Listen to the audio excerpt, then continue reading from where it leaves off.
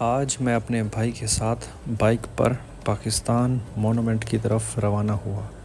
ہمیں سفر کا زیادہ علم نہیں تھا، مگر سفر کا جوش ہمیں آگے بڑھا رہا تھا۔ آہستہ آہستہ ہم شکر پڑیاں کی پہاڑیوں کے قریب پہنچ گئے، جہاں پاکستان مونومنٹ واقع ہے۔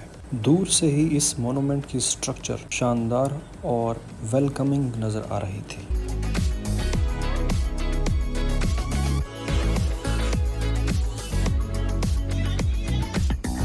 جب ہم مرکزی دروازے پر پہنچے تو دیکھا کہ گیٹ بند تھا۔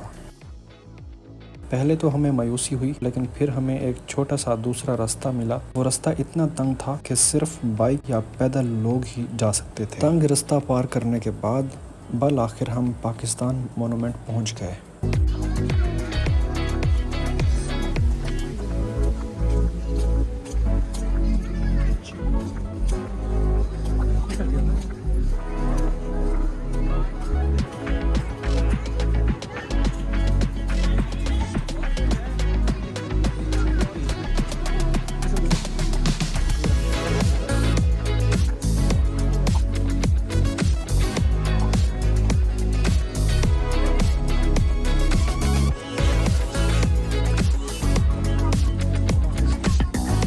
پاکستان مونومنٹ کے علاقے کے اندر سب سے پہلے آپ کو ایک وسیع کھلا صحن نظر آتا ہے، اور اس کھلے صحن کو فریڈم پلازا کہا جاتا ہے۔ فریڈم پلازا ایک طرف مونومنٹ اور دوسری طرف میوزیم کو آپس میں ملاتا ہے۔ یہ ایک سمبولک پلیس ہے جہاں لوگ مونومنٹ تک جانے سے پہلے جمع ہوتے ہیں۔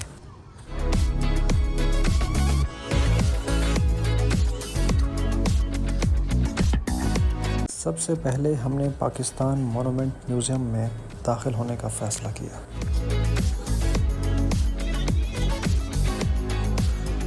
اس کے لیے ہم ٹکٹ کاؤنٹر پر پہنچے، 2 ٹکٹس خریدے، ایک میرے لیے اور ایک میرے بھائی کے لیے۔ ٹکٹ لینے کے بعد ہم پاکستان مونومنٹ میوزیم میں داخل ہو گئے۔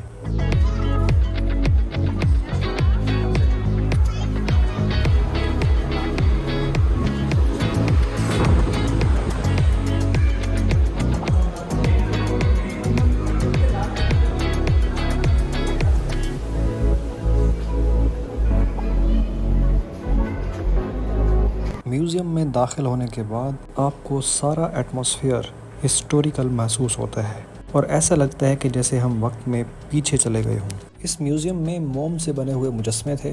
ان مجسموں میں ایک شخص بوجھ اٹھائے کھڑا تھا، اور دوسرا شخص جس کے گلے میں مالا تھی بدھ مت مذہب کا کوئی پجاری معلوم ہوتا تھا۔ سرخ لباس میں ملبوس شخص اور دلہن کسی غیر مسلم برادری کی پرانی شادی کی رسم کو ظاہر کر رہے تھے۔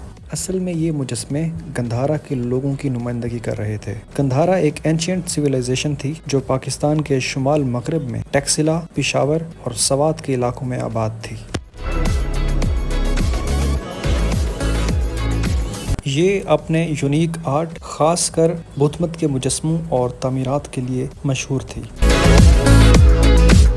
میوزیم میں آگے بڑھے اور اس حصے میں داخل ہوئے جو برصغیر میں مسلمانوں کی فتوحات کی کہانی سناتا ہے۔ میوزیم کے آگے ہی مغل سلطنت کا مخصوص حصہ دکھایا گیا ہے۔ مغلوں نے تقریباً 300 سال تک ہندوستان پر حکومت کی، اور ان کا زوال وسائل کی کمی سے نہیں بلکہ اپنی کمزوریوں کی وجہ سے ہوا۔ مغل بادشاہ عیش و عشرت میں اور خواہشات میں گم ہو گئے اور اپنی اسٹرانگ لیڈرشپ کے اصول بھول گئے، جس کی وجہ سے انہیں شکست ہوئی۔ مغلوں کے زوال کے بعد انگریزوں نے برصغیر پر قبضہ کر لیا، اور مسلمان پستی اور محرومی کے اندھیروں میں داخل ہو گئے۔ اس مایوسی کے دور میں ایک بصیرت رکھنے والا رہنما سر سید احمد خان مسلمانوں کی رہنمائی کے لیے سامنے آئے۔ انہوں نے سمجھ لیا تھا کہ جدید تعلیم کے بغیر مسلمان برطانوی دور میں دیگر قوموں کا مقابلہ نہیں کر سکتے۔ اس مقصد کے لیے انہوں نے محمڈن اینگلو اورینٹل کالج قائم کیا، جو بعد میں مشہور علی گڑھ مسلم یونیورسٹی بن گیا۔ میوزیم میں سر سید احمد خان اور ان کی یونیورسٹی کو دکھایا گیا ہے، اور جیسے ہی ہم آگے بڑھے تو ہمیں شاعر مشرق علامہ محمد اقبال کا مجسمہ نظر آیا۔ اس مجسمے میں وہ نماز پڑھتے دکھائی دے رہے ہیں۔ یہ مجسمے ویکس یعنی موم سے بنائے گئے ہیں، اور یہ اتنے ریئل لگ رہے تھے کہ پل بھر کے لیے ہمیں لگا کہ شاید اقبال وہاں خود بیٹھے ہیں۔ ان کے چہرے کی باریکیاں، آنکھوں کا تاثر اور بیٹھنے کا انداز بھی ایسے جاندار تھا کہ زندہ محسوس ہو رہے تھے۔ آگے بڑھتے ہوئے ہم علامہ اقبال کے تاریخی الہ آباد کے خطبے 1930 کے منظر تک پہنچے۔ اس منظر میں اقبال مجمع کے سامنے کھڑے ہو کر اپنا پر اثر خطاب کر رہے تھے۔ اقبال کے اس سنجیدہ اور تاریخی لمحے کو دیکھ کر مجھے اچانک ایک چھوٹی سی مزاحیہ بات یاد آ گئی۔ اقبال کے ایک دوست تھے جن کا نام سر شہاب الدین تھا۔ سر شہاب الدین کا رنگ بہت کالا تھا۔ ایک بار وہ اسمبلی میں سیاہ کوٹ پہن کر آ گئے۔ جب علامہ اقبال کی نظر پڑی تو ہنس کے فرمایا، چودھری صاحب آج تو آپ ننگے ہی چلے آئے۔ اس کے بعد سر شہاب الدین نے سفید کرتا پہننا شروع کر دیا۔ ایک دن جب سفید کرتا پہن کر تشریف لائے تو اقبال نے ان کی طرف دیکھ کر کہا، چودھری صاحب آج تو ایسے لگ رہے ہو جیسے کوئی کالا بھینسا کپاس کی فصل میں گھس آیا ہو۔ کسی لکھنے والے نے یوں بھی لکھا ہے کہ ایک دن سر شہاب الدین دوبارہ کالا کرتا پہن کر تشریف لائے۔ علامہ اقبال نے ان کی طرف دیکھا اور کہا، چودھری صاحب چڈی نہیں پہنے ہو نا؟ صاف پتہ چل رہا ہے۔ اپنے دوستوں کو روسٹ کرنا ہمیں اپنے بزرگوں سے وراثت میں ملا ہے، لیکن مذاق ایک طرف، الہ آباد خطبے کے اس منظر کے سامنے کھڑے ہو کر ہمیں اقبال کے خواب کی اصل طاقت یاد آتی ہے۔ خطبے کے ان الفاظ نے ان مسلمانوں کو حوصلہ دیا جو برطانوی دور میں تقریباً امید ہار بیٹھے تھے۔ آگے بڑھتے ہوئے ہم پاکستان پینوراما میں داخل ہوئے۔ یہ عظیم ہال بالکل سینما کی طرح بنا ہوا تھا۔ کرسیوں کی قطاریں بڑی ترتیب سے لگی ہوئی تھیں اور سامنے ایک بڑی اسکرین پر پاکستان کی تحریک آزادی پر تاریخی ڈاکومنٹریز چل رہی تھیں۔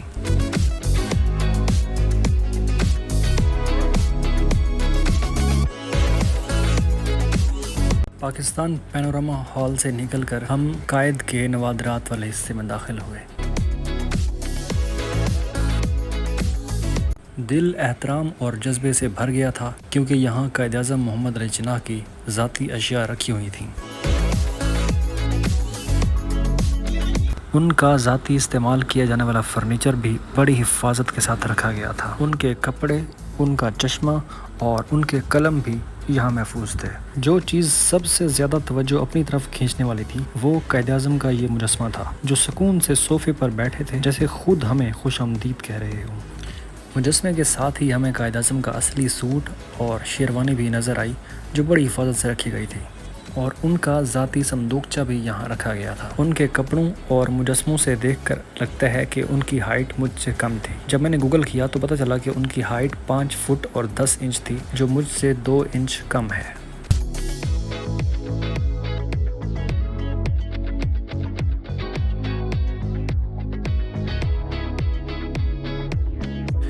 جیسے ہی ہم آگے بڑھے تو ہم اس حصے میں داخل ہوئے جو قائد اعظم کی جدوجہد کو دکھاتا ہے۔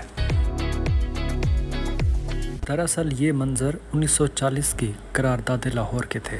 میوزیم میں قائد اعظم اور مسلم لیگ کے رہنماؤں کو پنٹو پارک لاہور میں دکھایا گیا تھا جہاں ہزاروں مسلمان موجود تھے۔ وہاں کھڑے ہو کر ایسا لگ رہا تھا جیسے ہم بھی اس تاریخی جلسے میں شریک ہوئے ہوں۔ دوسرے منظر میں قائد اعظم محمد علی جناح اور مہاتما گاندھی کے مجسمے کو ایک ساتھ بات چیت کرتے ہوئے دیکھا جا سکتا ہے۔ یہ منظر ہمیں ان ملاقاتوں کی یاد دلاتا ہے جہاں جناح نے ڈٹ کر مسلمانوں کے حقوق کا دفاع کیا۔ مہاتما گاندھی یونائٹڈ انڈیا کے حامی تھے، لیکن قائد اعظم نے واضح کیا تھا کہ نہیں، مسلمان ایک الگ قوم ہے اور انہیں ہندو اکثریت کے زیر اثر نہیں رکھا جا سکتا۔ یہ دو مجسمے کلیش آف آئیڈیاز کو ظاہر کر رہے تھے کیونکہ ایک اتحاد چاہتا تھا یعنی مہاتما گاندھی، اور دوسرا آزادی کا مطالبہ کر رہا تھا یعنی قائد اعظم محمد علی جناح۔ اس کے بالکل اپوزٹ سائڈ پر ایک میٹنگ کا منظر تھا جہاں قائد اعظم محمد علی جناح دیگر رہنماؤں کے ساتھ بیٹھے تھے۔ رہنما آپس میں بات کر رہے تھے جیسے وہ بر صغیر کے مسلمانوں کے مستقبل کے حوالے سے بات کر رہے ہوں۔ ان میں سب سے نمایاں شخصیت خود قائد اعظم تھے اور ان کے ساتھ ان کے قریبی ساتھی لیاقت علی خان بھی بیٹھے تھے۔ اگلے منظر میں ایک شخص اپنا سامان اٹھائے ہوئے تھا اور ایک عورت کچھ بنانے میں مصروف تھی۔ یہ دراصل آزادی کا منظر ہے۔ یہ منظر 1947 کے عام خاندانوں کی جدوجہد کو ظاہر کرتا ہے جنہوں نے سب کچھ پیچھے چھوڑ کر پاکستان میں نئی زندگی شروع کی۔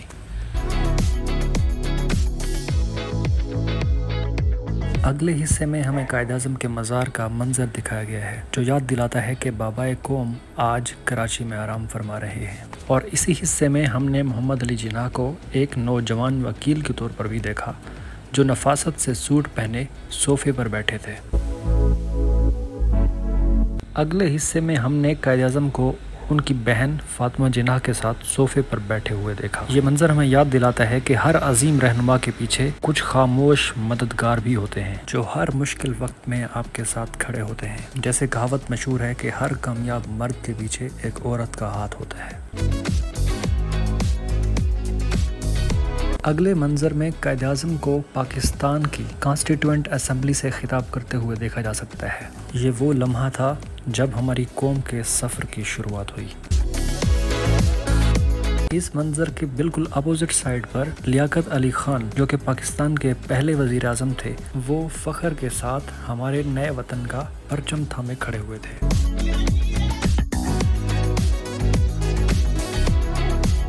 جیسے ہی ہم باہر نکلے تو ہمیں قائد اعظم کی گاڑی نظر آئی جو آج بھی تاریخ کے ایک حصے کے طور پر سنبھال کر رکھی گئی ہے۔ یہ صرف ایک گاڑی نہیں ہے بلکہ وہ سواری تھی جس میں قائد سفر کرتے، کام کرتے اور نئی ریاست کی قیادت کرتے تھے۔ گراؤنڈ فلور پر ہی قائد کی گاڑی کے پاس ہی ہمیں ایک اور دلچسپ منظر ملا۔ 2 گھوڑے ایک بگھی کے ساتھ کھڑے تھے جس پر قائد اعظم اور ان کی بہن فاطمہ جناح سوار تھے۔ فرسٹ فلور پر ہمیں 2 شاندار گاڑیاں نظر آئیں۔ دونوں کلاسک مرسیڈیز تھیں جو کبھی قائد اعظم محمد علی جناح کی ملکیت تھیں۔ یہ گاڑیاں قائد نے پاکستان کے گورنر جنرل کے دور میں استعمال کی تھیں۔ ساتھ ہی ہمیں آذر زوبی کی کلیکشن اور پاکستان کا سب سے اعلیٰ شہری اعزاز یعنی نشان پاکستان نظر آیا۔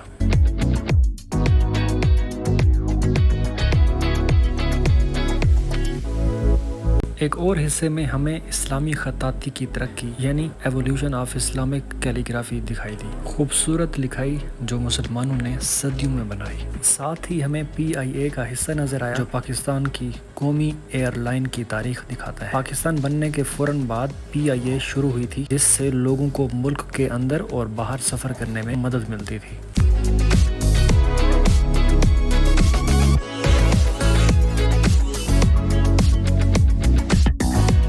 دیواروں پر بہت ساری معلومات تھیں، تصاویر، وقت کے نقشے اور پاکستان کی تاریخ کی وضاحتیں۔ یہ دیواریں دیکھ کر ایسا لگتا تھا جیسے میوزیم خود پاکستان کی تاریخ اپنی زبان میں سنا رہا ہو۔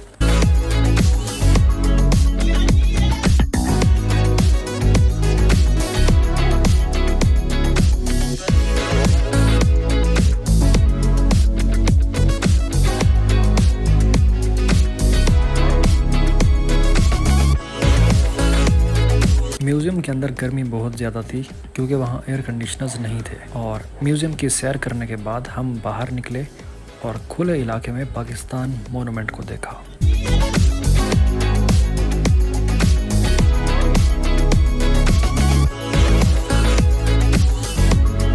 پاکستان مونومنٹ کا پہلا منظر سامنے آتا گیا، بلند و بالا، خوبصورت، بالکل ایسے جیسے کوئی پھول آسمان کی طرف کھل رہا ہو۔ یہ ہماری قوم کی ترقی اور خوبصورتی کی علامت ہے۔ پھول کی 4 بڑی پتیاں پاکستان کے 4 صوبوں کی نمائندگی کرتی ہیں: پنجاب، سندھ، خیبر پختونخوا اور بلوچستان۔ ان بڑی پتیوں کے درمیان 3 چھوٹی پتیاں گلگت بلتستان، آزاد کشمیر اور قبائلی علاقوں کی علامت ہیں۔ درمیان میں ایک پلیٹ فارم ہے جو 5 کونوں والے ستارے کی شکل میں ہے جس کے گرد ہلال ہے۔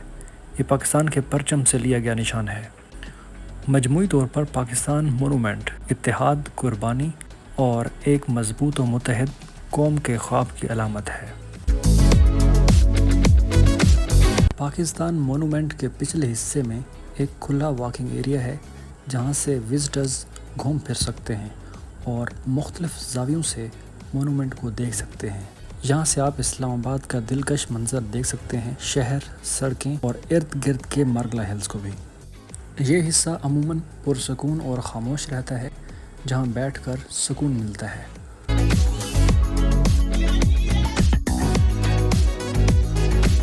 مونومنٹ کے پچھلے حصے میں نے کافی وزٹرز دیکھے، پاکستانی خاندان بھی اور غیر ملکی سیاح بھی، سب اسلام آباد کے خوبصورت منظر سے لطف اندوز ہو رہے تھے۔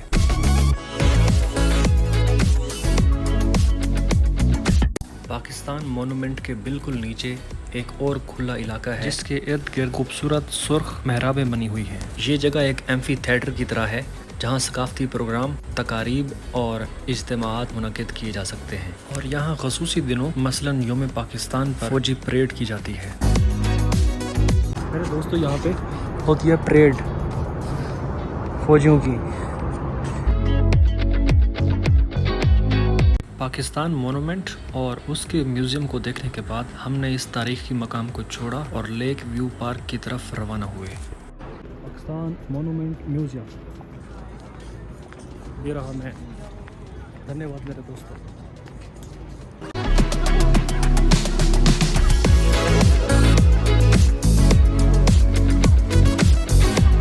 یہ پارک اسلام آباد کی مشہور ترین جگہوں میں سے ایک ہے جو خوبصورت راول جھیل کے کنارے واقع ہے.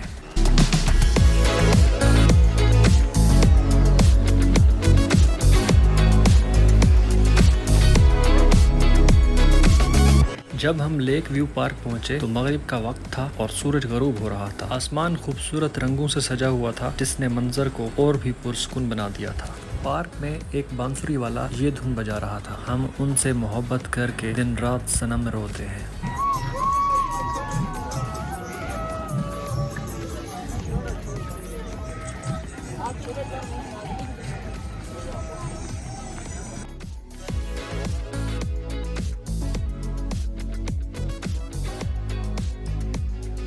جیسے ہی ہم لیک ویو پارک کے اندر آگے بڑھے ہم جیٹی پر پہنچے. یہ لکڑی کا راستہ ہے جو راول جھیل کے اوپر تک جاتا ہے. یہاں سے لوگ سکون دہ جھیل کا نظارہ کرتے ہیں, تصویریں بناتے ہیں اور کبھی کبھار کشتی کی سواری بھی کرتے ہیں.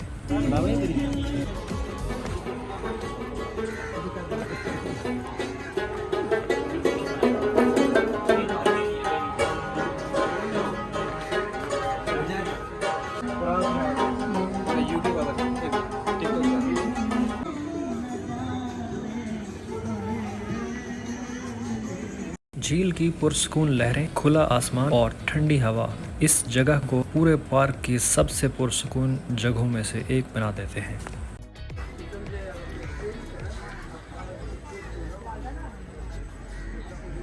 میرے دوستوں اس وقت موجود ہے لیک ویو پارک کے اوپر. پارک میں ایک شخص ہندی گانا گا رہا تھا. سچ کہوں تو اس کی آواز بالکل بھی خوبصورت یا سریلی نہیں تھی اور اس کے گانے سن کر ہم اپنی ہنسی نہیں روک پائے.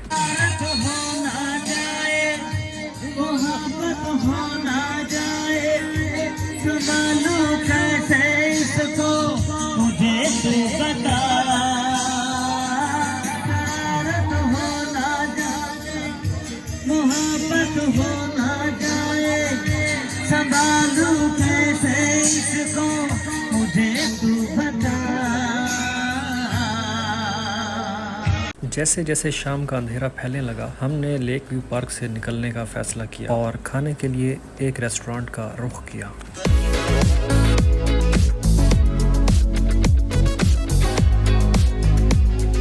ہمارا اگلا سٹاپ تھا Amroz Peshawari fish point and chicken roast جو مری روڈ سیٹلائٹ ٹاؤن میں پرنس ہوٹل کے قریب واقع ہے.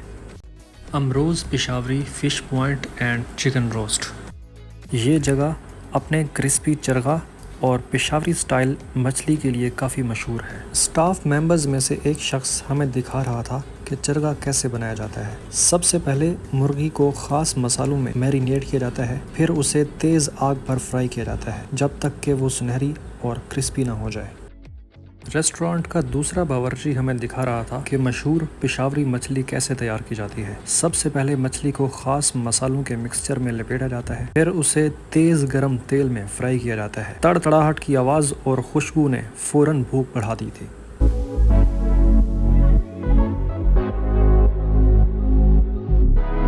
ایک اور کونے میں ہم نے ایک شخص کو مزیدار باربیکیو بناتے دیکھا. سیخوں پر لگے ہوئے گوشت کو انگاروں پر رکھا گیا جو دھیرے دھیرے دھوئیں کے ساتھ پک رہا تھا.